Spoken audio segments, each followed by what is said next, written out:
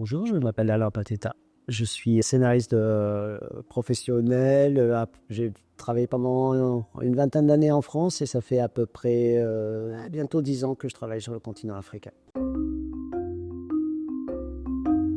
Alors, Le meilleur est à venir est une série quotidienne qui tourne autour d'une histoire d'un campus qui se crée au Bénin.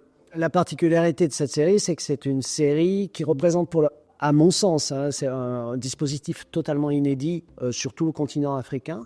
Une chaîne de télé, TV5 Monde, un pays, le Bénin, et un privé, Media One, qui se sont associés à tiers égal. On peut le considérer un peu comme une sorte de locomotive, parce que c'est un projet énorme, c'est un projet qui nécessite énormément de fonds, énormément de réflexions, qui pose énormément de problèmes, et qui donc va cristalliser une sorte de réflexion générale sur la filière audiovisuelle au Bénin. Comment la faire?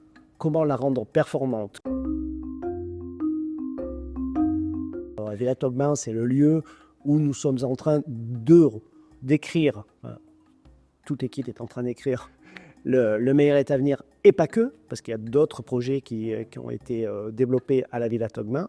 Et la Villa Togban a été soutenue par le Fonds Création Africa, ce qui a permis de performer cet effort de formation sur la partie développement, sur la partie écriture, production. Donc nous faisons, comme disent les Anglais, du learning by doing. C'est-à-dire qu'on leur apprend à écrire et on vend, à l'occurrence TV5, les scénarios qu'ils écrivent. Mais là, il va falloir former énormément de personnes. Il va falloir former des techniciens, il va falloir former des acteurs, il va falloir former des producteurs, des directeurs de prod. En fait, on est sur à peu près 200 techniciens et artistes à former pour pouvoir réaliser la série. Et si on prend ce nombre, en fait, on n'a pas sur toute la sous-région 200 techniciens, enfin si on les a, mais ça veut dire que plus personne ne tourne dans la sous-région si on siphonne tous ces techniciens. Donc il est nécessaire pour la réalisation de la série de former autant de techniciens qu'on a besoin pour arriver au bout. Et c'est vrai que les dispositifs comme Création Africa permettent d'imaginer cet effort de formation de manière beaucoup plus confortable.